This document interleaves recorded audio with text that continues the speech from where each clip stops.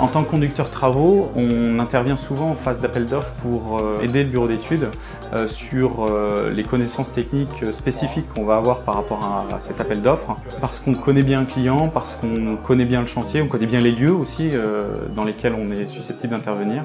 Lorsque l'appel d'offres est remporté, on remet tout à plat en tant que conducteur de travaux, on reconsulte nos fournisseurs, on fait finalement notre budget et c'est important parce que ça nous engage par rapport à notre chantier. Quand les travaux commencent, on transmet tout ce savoir et ce travail que nous on a fourni en amont à notre chef de chantier. Tout le défi, c'est de lui passer les bonnes informations pour réaliser ses travaux en toute sécurité, dans le temps imparti, dans le budget imparti. Une agence Eurovia, c'est un peu comme une start-up, même organisation courte, réactive et autonome. Bonjour Martine. Tout le monde doit s'approprier le chantier, aussi bien le bureau d'études, nous conducteurs de travaux, mais aussi le chef de chantier.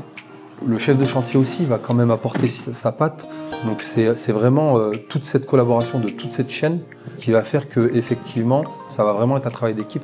Aux études, on n'est pas cantonné à notre bureau, on y passe beaucoup de temps, mais on va aussi beaucoup à l'extérieur. On fait systématiquement une visite de site quand on répond à un dossier. Quand on arrive sur place, il n'y a pas grand-chose, il n'y a même rien du tout en général, donc on a un gros travail d'imagination où il faut qu'on se projette dans le chantier futur.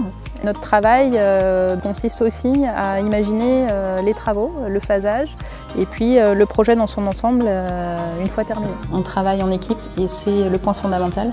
Bien sûr, après c'est l'organisation, de la méthode et de la rigueur et en général on arrive au résultat qu'on veut. Le quotidien d'une opération, c'est beaucoup d'aléas. Il y a des solutions à tout, où il faut savoir appréhender les choses, bien les appréhender.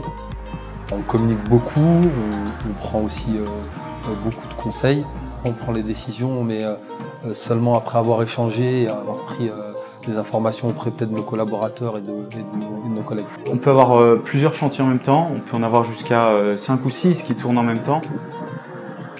Chaque conducteur de travaux, il va piloter ses chantiers à sa manière, avec une grande liberté, et donc il peut vraiment mettre de sa personnalité dedans.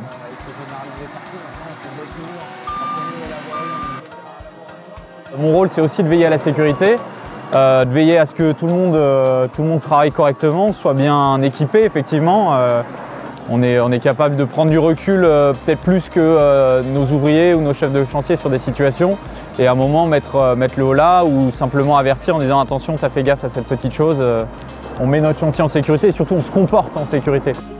Notre métier va se digitaliser, on va avoir des outils de plus en plus performants, mais sur le terrain, je pense que la dimension humaine restera prépondérante. On discute beaucoup avec les riverains, qui sont quand même directement impactés. On les embête le temps du chantier, mais au final, après, on leur livre quelque chose de neuf, donc c'est plaisant. Et puis pour nous aussi, c'est plaisant de voir qu'on améliore la vie des gens. On participe à l'amélioration du cadre de vie.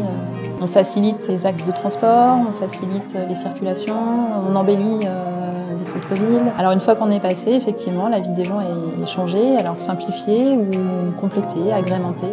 Et ça donne un sens supplémentaire.